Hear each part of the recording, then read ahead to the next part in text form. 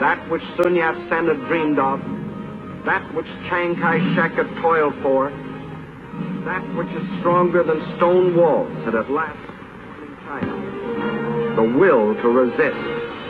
今天们有钱的出钱，好，来打倒日本人，一定要打回老家去。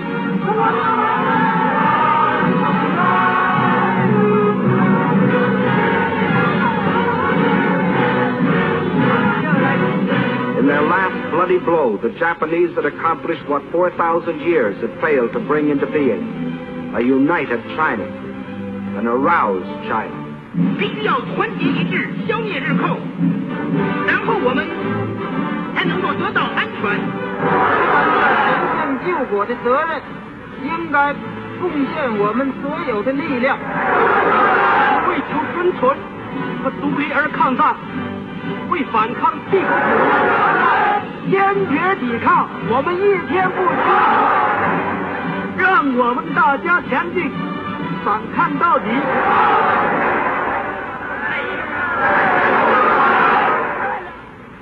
But the Chinese knew that the will to resist was not by itself enough. They knew that China must develop the power to resist also. And this cannot be created in an instant. So they too made a plan. And it was this: they would slowly yield territory, piece by piece, while they developed the power and built the weapons to rid the land of its invaders. The industrial strength of China must be moved to the west, beyond the mountains, beyond the railroad lines, beyond the lines of communication. There, safe from enemy attacks, they might produce the rifles and guns that China so tragically needed. Thus, China would trade space for time. Space for time. Blow up the roads.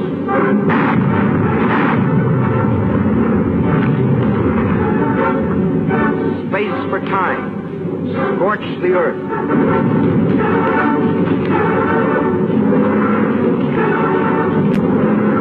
Space for time. Blow up the factory buildings. Leave nothing for the invaders. And then the people rose and moved, riding, walking, crawling.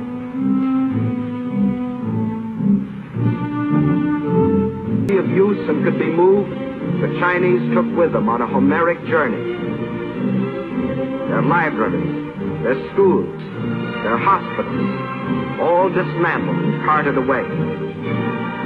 The machinery from over 1,000 factories, weighing over 300 million pounds, was moved away in trucks and ox carts and on their backs, 2,000 miles away, 2,000 miles west.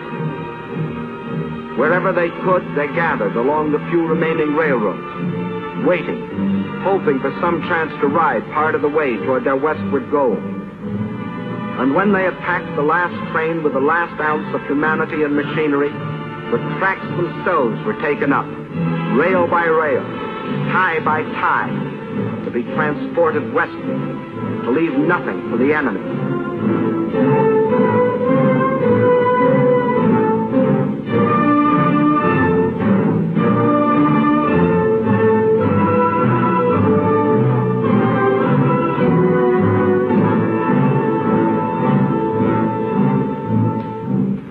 Every river pointing westward was heavy laden. Every sampan, every barge was pressed into service, weighted down to the water's edge with the precious tools for new China.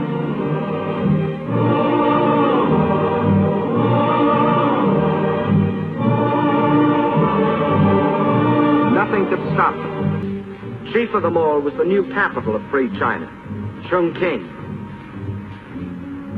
Here on the cliffs high above the Yangtze River, the Chinese had reestablished their government. They knew, however, that the people of the city would not be safe from Jap air raids. The memories of Shanghai were fresh in their minds. And in the sandstone cliff on which the city is built, thousands of workmen rushed the construction of enormous caves as shelters for the people and for the pitifully few machines more important than life. To the Japs, Chongqing became the heart of the Chinese nation they were determined to conquer. Destroy Chongqing, and they would break the spirit of New China.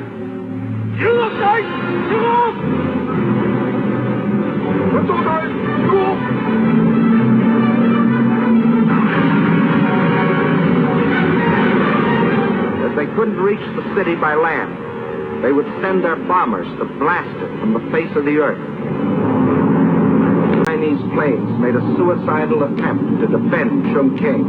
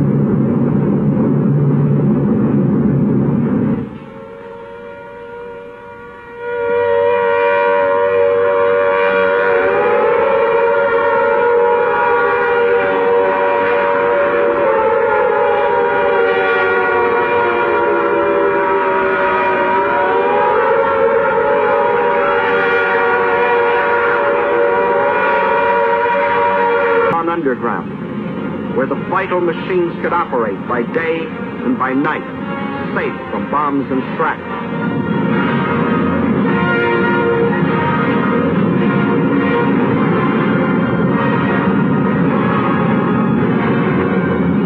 This time, the Chinese had anticipated their enemy. In spite of bombs and fire and destruction, this time the Chinese stood fast.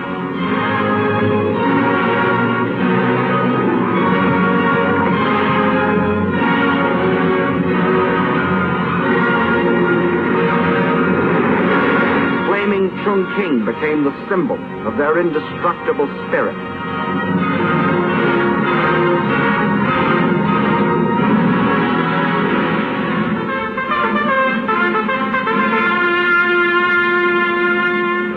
And now the call to arms sounded throughout New China.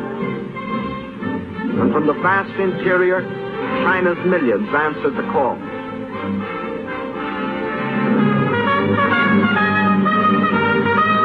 They came from the south and from the north, from the east and from the west, to form a people's army. With a new faith in their hearts, men and women left their homes and farms to fight for something bigger now than each man's home, and each man's farm, and each man's life. They were fighting for New China.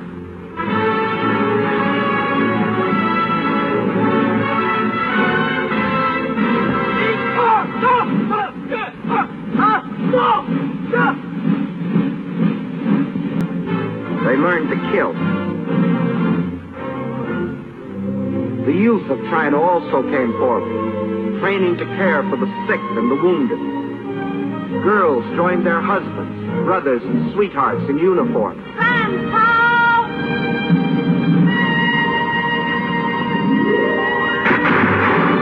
And to the aid of China came volunteers from other lands, men who pledged themselves to fight against tyranny and oppression no matter where. Americans like the legendary Colonel Chenault and his Flying Tigers, who, with their few American planes, were knocking down enemy planes at the fantastic ratio of 20 nips to one of their own. Now, the Chinese blew up the southern dike of the Yellow River, thus loosing a flood between themselves and the Japs.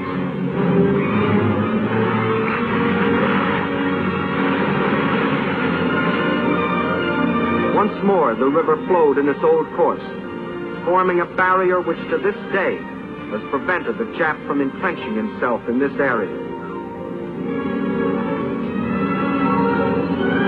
Thus, once more, with no thought of the human sacrifice or the material cost. The Chinese formed themselves into guerrilla bands, trained to harass the Jap forces. These guerrillas were mostly farmers who had stayed behind on the land when the great migration to the west took place. Peaceful farmers one day, deadly fighters the next. They made an unpredictable and uncontrollable enemy.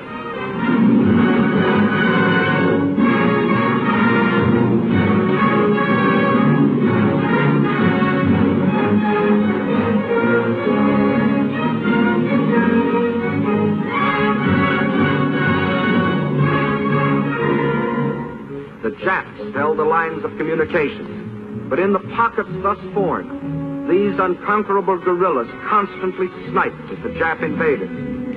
When the Japs tried to annihilate them, they disappeared, only to reappear in another pocket.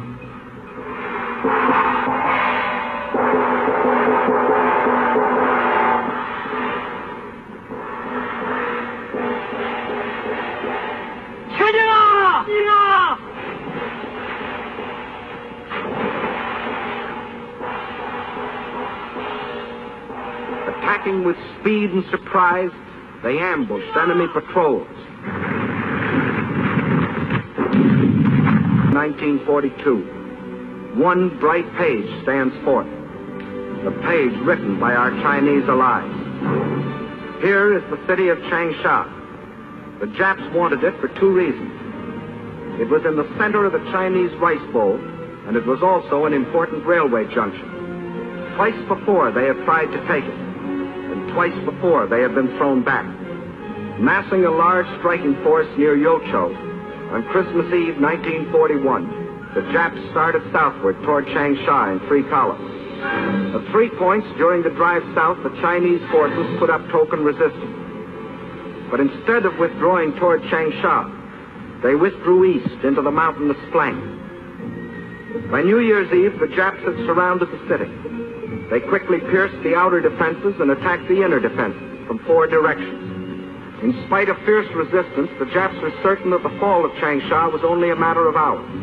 What they didn't know was that they had walked into a well-baited trap, for the Chinese forces which had withdrawn into the hills now swept down on the Jap supply lines and cut them to ribbons. The Jap forces attacking the city soon ran out of food and ammunition and began a withdrawal, whereupon the Chinese launched a counteroffensive and pushed the Japanese back where they had come from.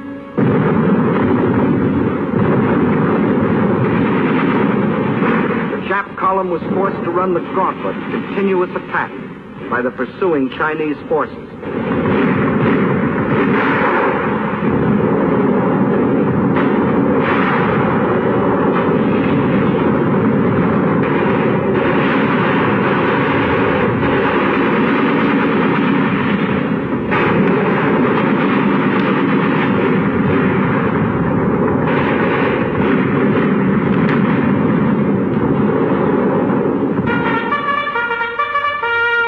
The Battle of Changsha was a magnificent victory for the people of China, the people who wouldn't surrender, the people determined to fight for their freedom, their good earth, the people who can't be beaten.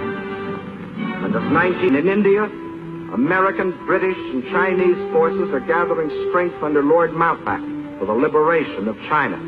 For China's war is our war, and now her millions belong not only to United China, but also to the United Nations.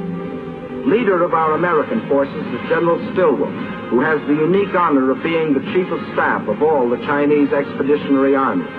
Division after division of picked Chinese troops are being flown in our planes from China to India, where they are armed and equipped with the most modern American weapons. Trained and hardened to spearhead the coming drive against Japan. And in the skies over China, Japan faces new opposition.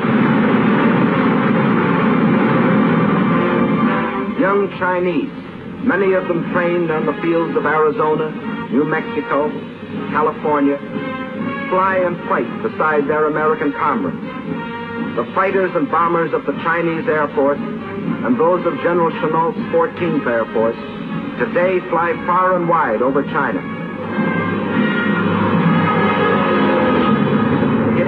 armies and Chinese guerrillas still stand firm against the Jap war machine.